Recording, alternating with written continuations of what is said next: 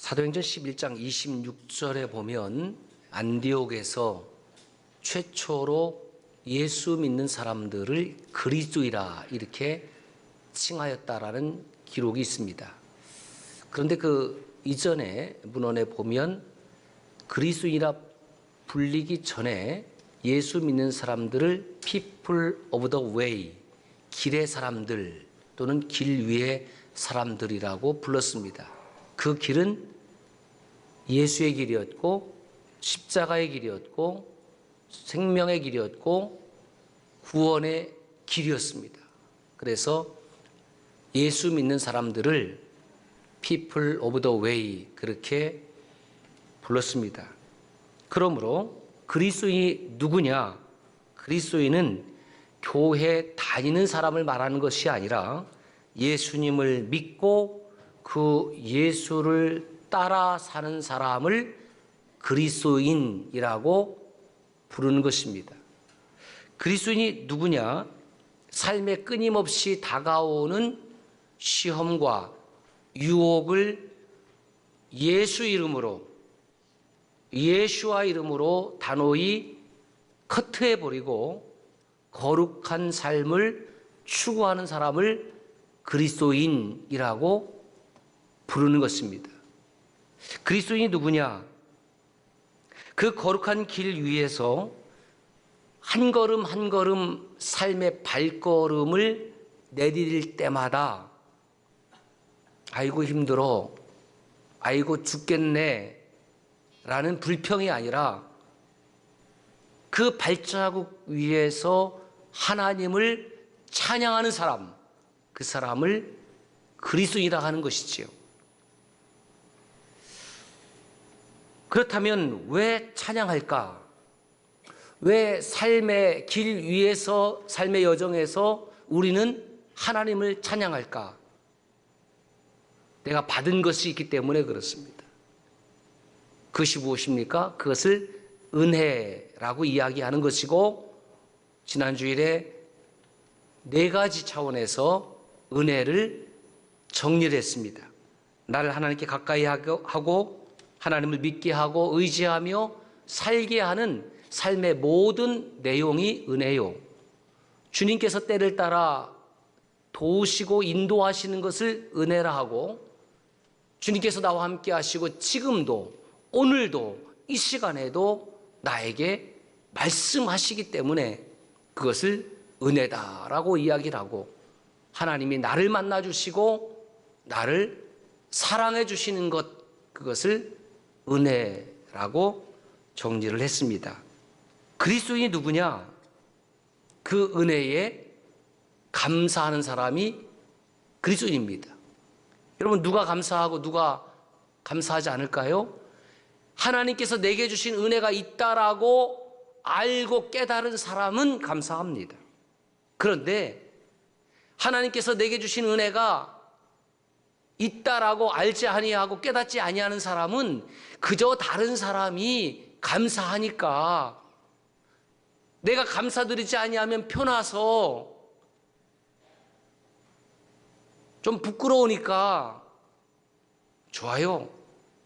사람들 눈에 부끄러운 것은 인식하면서 하나님 보시기에 부끄러운 것은 왜 그냥 퉁치고 넘어가려고 할까? 시편 116편의 저자는 미상인데, 그 이름 모를 시편의 기자가 이렇게 찬송합니다. 내게 주신 모든 은혜를 내가 여호와께 무엇으로 보답할까?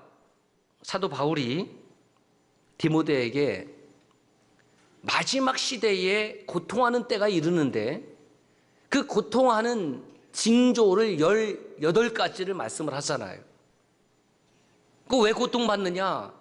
그 18가지 중에서 거룩함을 잃었기 때문에, 거룩과 상관없이 살기 때문에, 그것은 하나님과 상관없이 살기 때문에 고통받는데, 자신이 하나님과 상관없이 살면서도 고통받을 때에 또 이렇게 물어요. 하나님, 나에게 왜 이렇게 고통을 주십니까? 오케이. 그대가 하나님과 상관없이 살았기 때문에, 죄를 멀리하지 않았기 때문에, 죄를 커트하지 않았기 때문에 정결하고 깨끗하고 순결한 믿음 생활을 하지 않았기 때문에, 그리고 스스로를 향해서 이만하면 나는 썩 괜찮은 그리스도인이지 스스로 셀프 면죄부를 발행하는 것입니다. 그런데 그 거룩함을 잃은 사람에게 나타나는 분명한 표징이 무엇이냐? 감사가 없습니다. 감사를 떼먹어요. 감사를 떼먹어. 그래서 디모데후서 3장 2절에 감사하지 아니하며 이렇게 되어 있습니다. 여러분, 내 삶에 감사가 없습니다. 감사가 사라졌습니다. 저는 감사를 강요하고 싶은 마음이 없습니다. 문제는 뭐냐면 내 삶 속에 감사가 사라지면 누가 고통받나? 감사를 받는 사람이 고통받나? 아니요. 내가 드려야 될 마땅한 감사가 없으면 하나님이 고통받을까? 아니요. 아닙니다. 감사가 사라진 그 사람이 고통받아요. 하나님을 향해서, 이웃을 향해서, 믿음의 형제 자매를 향해서 마땅히 감사드려야 할 그 감사가 사라지면 받는 사람이 고통받는 것이 아니라 자기 자신이 고통받아요. 그 고통받는다라는 증거가 뭐냐? 내 안에 기쁨이 사라진 겁니다. 여러분, 고통이 무엇입니까? 고통은 이런 거예요. 내 마음에 기쁨이 부재한 상태. 아무리 힘들고 아무리 어려워도 내 마음에 기쁨이 충만하면 고통이 아니라 그것은 감사하죠. 그래서 감사가 무엇이냐 이렇게 정리를 했어요. 시작. 감사는 내 안에 기쁨이 밖으로 흘러나오는 것이다. 내 안에 하나님이 주신 기쁨이 가득하고 충만하고 넘치는 그것이 밖으로 흘러나올 때 그것을 감사라고 하는 거죠. 그러니까 내 안에 기쁨이 충만하지도 않은데 억지로 쥐어짜서 감사를 드려봤자 그것은 가인의 감사밖에 되지 않는 것입니다. 사랑하는 성도 여러분, 이것을 기억하십시오. 감사가 사라진 삶에는 이미 하나님의 심판이 시작된 것입니다. 이것을 기억하십시오. 사탄에게는 감사가 있다 없다? 없습니다. 사탄에게는 감사가 없어요. 그렇다면 오늘 내게 감사가 사라졌다면 나는 사탄의 길로 걸어가는 거예요. 다른 것이 사탄이 아닙니다. 마땅히 하나님께 드려야 될 감사가 사라졌다고 하면 그는 하나님과 무한한 거리감을 갖는 것이고, 그렇게 하나님과 무한한 거리 관계를 가지고 존재하는 것이 사탄입니다. 사탄은 감사가 없고요, 우리의 감사를 방해합니다. 그래서 사탄은 하나님의 은혜와 아무런 상관이 없이 그렇게 존재하는 거예요. 무엇이 감사한 것이냐? 내가 하나님의 은혜와 지속적인 관계를 갖고 살아가는 것이 정말 감사한 것이다.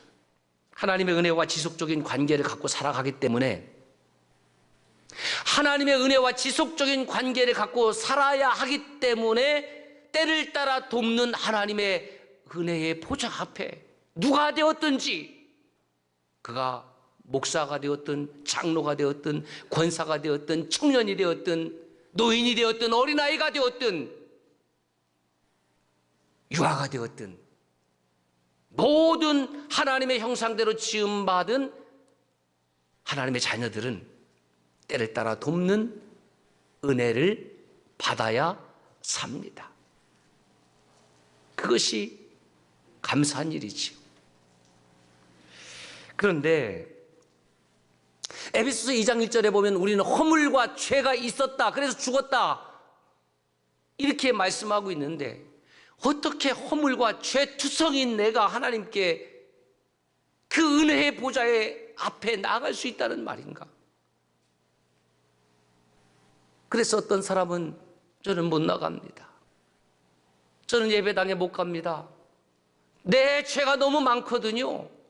그래서 좀 해결한 다음에 교회 나가겠습니다. 저는 이런 분도 만나봤습니다. 그런데 그 생각에 저는 동의하지 못합니다. 아니, 성경은 그렇게 말씀하고 있지 않습니다. 어떻게 우리가 하나님 앞에 나아갈 수 있느냐? 내가 잘나서가 아닙니다. 내가 어떤 세상의 높은 직분이나 교회의 직분을 받았기 때문에 나아갈 수 있는 것이 아니라 주의 공로 의지하여 나아갑니다. 그래서 그것이 은혜입니다. 나 스스로는 도무지 하나님께 나아갈 수 없는데 주님의 공로 의지하여 주님 앞에 나아갈 수 있으니 그것이 얼마나 고마운지. 그래서 이 찬송을 부르면서 우리 부모님 세대는 그렇게 예배당에 나와서 찬송 부르면서 눈물을 쏟았는데 교회가 쇠락하고 있습니까? 신앙이 지금 다 멀어졌습니까? 왜 그런지 아세요? 주의 공로 의지하여 나아가지 않았기 때문에. 주의 공로 의지해서 상한 마음을 주님 앞에 쏟아내면서 주님 나를 긍휼히 여겨주십시오라고 눈물이 사라졌기 때문에, 먹을 것 입을 것 쓸 것이 풍족해서 더 이상 하나님을 찾지 아니하고 나는 살아갈 수 있으니까.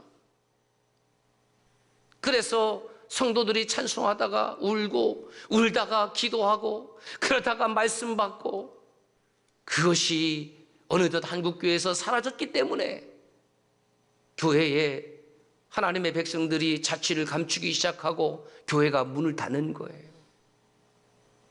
하나님 앞에 그 상한 마음을 주의 공로 의지하여 나아가서 쏟아내는 성도들이 적기 때문에 아무리 예배당을 화려하게 지었다 한들 북미의 교회들처럼, 유럽의 교회들처럼 그 예배당이 술집으로 변하고 호텔로 변하고 팔려가는 것 아닙니까? 왜 어떤 시대 때는 그렇게 수없이 많은 하나님의 백성들이 그 하나님의 말씀을 받기 위하여 사모하는 마음으로 예배당이 미어터져라 왔는데 왜 이 시대는 하나님의 사람들이 교회에서 사라져서, 왜 다음 세대가 사라져서 그렇게 눈물 흘리고 있다는 말인가? 사랑하는 여러분, 우리가 하나님께 나아갈 수 있는 유일한 방법이 무엇입니까? 그게 감사잖아요. 왜 이스라엘 백성들이 출애굽해서 그 어렵게 40년 광야 세월을 지났는데 가나안 땅에 들어가지 못했나? 감사를 잃어버렸습니다. 감사가 채워져야 될 자리에 불평이 채워졌어요. 하나님이 가장 싫어하는 것이 하나님을 향하여 불평하는 거예요. 하나님을 향. 그 백성들이 다 광야에서 쓰러졌습니다. 이것이 오트세미온 사인입니다.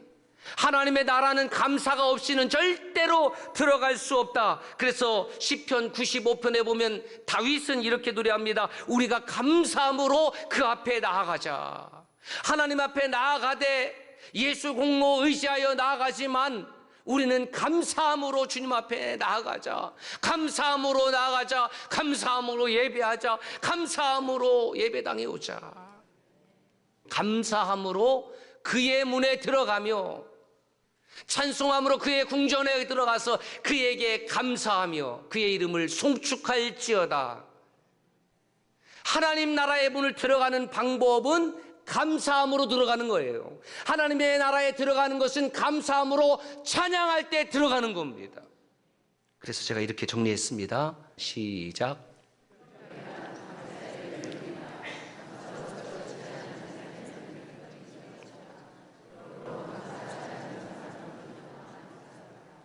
여러분, 가인에게 감사가 없었습니까?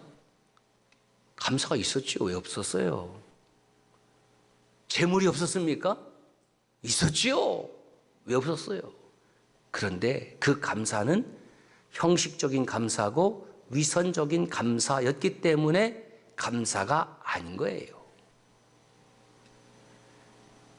예루살렘 성전에 바리새인과 세리가 두 사람이 올라가서 기도합니다. 세리는 감히 하늘을 향하여 고개도 못 들고 고개 푹 쳐박고, 하나님 저를 긍휼히 여겨주세요. 저는 죄인입니다. 뭐 자기 자랑할 게 없습니다. 이 세리는 누가 봐도 죄인이야. 누가 봐도. 야, 이 죄인아 그러면 그렇지 뭐 내가 죄인이지. 왜? 로마 제국의 관리로, 세금 걷는 관리로 살아가니까 이 매국노 아니에요? 일제시대 때에 일본 경찰서에 가서 순사를 하면 그 매국노 아니에요? 다 손가락질하는 거죠. 뒤에서 욕하고 아무개네 자식인데 저 짓거리하고 있대. 응? 저 나쁜 놈이야. 죽일 놈이야. 응? 별의별 욕 다 하지 않겠습니까? 그 입장에서는, 우리 국민들의 입장에서는 그렇게 욕할 만하잖아요. 유대인들 입장에서는 세리는 저건 누가 봐도 나쁜 놈이야. 왜? 한 데나리온 세금을 걷어야 되면 거기다 좀 더 보태서 한 데나리온 반 정도 걷어야지 자기도 먹고 사니까 그렇게 로마 제국에서 정책을 폈어요. 따로 봉급을 준 게 아닙니다. 그러니 또 그거 안 하면 그냥 두겠습니까? 로마 제국이? 어쩔 수 없이 그 일을 하면서 너무너무 고통스러우니까 수많은 세리들 가운데 이 세리는 그래도 양심이라는 것이 살아서 성전에 올라와서 하나님 저를 긍휼히 여겨주세요. 저는 죄인이지 않습니까? 뭐 이거 고백하고 있는 거예요. 반면에 이 바리새인은 기도를 하는데 어떻게 기도합니까? 자기의 의로움을 드러내잖아요. 나는 뭐 토색한 일도 없고 불의한 것도 없고 간음하지도 않았고. 이 얼마나 깨끗한 삶입니까? 얼마나 멋진 삶입니까? 누가 봐도 훌륭한 삶이에요. 세리와 비교해도 이 사람이 훨씬 더 훌륭한 삶이에요. 그런데 주님의 평가는 누구의 손을 들어주느냐? 이 바리새인의 손을 들어준 것이 아니고 이 누가 봐도 죄인인 죄인의 손을 들어주는 겁니다. 이 바리새인이 어떻게 자기 자신을 평가하고 있냐면 18장 9절을 보세요. 자기를 의롭다고 믿고, 이 사람은 하나님을 믿는 것이 아니라 자기를 믿는 사람이구나. 그거 왜 성전에 나왔어요? 자기의 의로움을 드러내기 위한 방편으로 하나님을 이용하고 성전을 이용하고 신앙을 이용한 것 아닙니까? 그러니까 내 신앙이 표준이니까 그냥 다른 사람들은 우습지요. 멸시하는 거죠. 그리고 대놓고 그렇게 기도하는 거예요. 하나님이요, 나는 다른 사람들 곧 토색 불이 간음하는 자들과 같지 아니하고 옆 사람 보니까 나는 저 세리와 같지 아니하고 저 나쁜 놈하고 같지 아니하고 같지 아니해서 감사했어요. 같지 아니해서. 하나님이 받으시는 감사가 아니었다. 감사를 드렸지만 그런 감사는 하나님께 필요 없다. 주님은 누가 봐도 괜찮은 바리새인을 의롭다 칭하지 아니하시고 누가 봐도 죄인인 세리의 손을 들어주셨습니다. 그 말은 죄인이 죄인임을 고백할 때에 예수 십자가의 공로로 덮어주셔서 의인되게 하신다. 저를 포함해서 누가 죄 없다고 얘기하겠습니까? 그런데 실제로 사는 모습을 보면 하나님이여 나를 긍휼히 여겨주시옵소서 이런 삶의 자세는 없고 너무 뻔뻔해. 무슨 말이냐? 감사가 사라졌어요.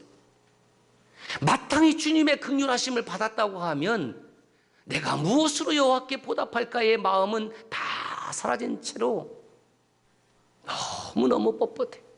뻔뻔하고 뻣뻣해. 그래서 교회 안에서 아주 교묘히 자신의 의로움을 드러내기 위한 수단으로 교회의 직분을 감당하는 거죠. 뼈 때리죠? 뼈 때리십니까? 아프십니까? 그러면 회개하세요. 지금 여러분들이 담당하는 모습이 하나님 앞에서 그렇게 칭찬받을 만하고 하나님이 받으실 만한 모습인지 생각이 안 됩니까? 깨달아지지 않습니까? 무뎌졌습니까? 들리지 않습니까? 그렇다면 소망 없습니다. 시간도 없고 기회도 없습니다. 타인과 자신을 끊임없이 비교하면서 자기의 우월성을 드러내기 위하여 예루살렘 성전을 찾아갔던 바리새인처럼 나 자신도 그런 사람이 될까 경계하고 근신하고 깨어 있어야 된다는 말씀입니다. 신앙생활의 중요한 행위가 무엇입니까? 기도, 찬송, 신앙 고백, 말씀, 헌신 다 들어있는데 요약하면 신앙생활은 감사 생활입니다. 그렇다면 오늘 거룩한 성도의 길을 가는 저와 여러분들의 감사는 과연 어떤 감사인가? 다른 사람과 같지 아니함을 감사하는 것인가? 365 감사, 그 감사가 영원으로 이어진 감사인가? 제가 이렇게 정리했습니다.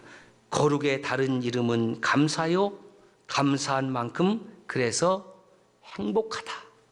감사를 강요하고자 함이 절대로 아니라 우리 가도시 청주 서남교회 모든 지체들은 1년에 한 번 드리는 감사의 절기로 퉁치지 아니하고 하나님 나라 이를 때까지 365 감사로 영원한 감사로 그렇게 드려지기를 축복합니다.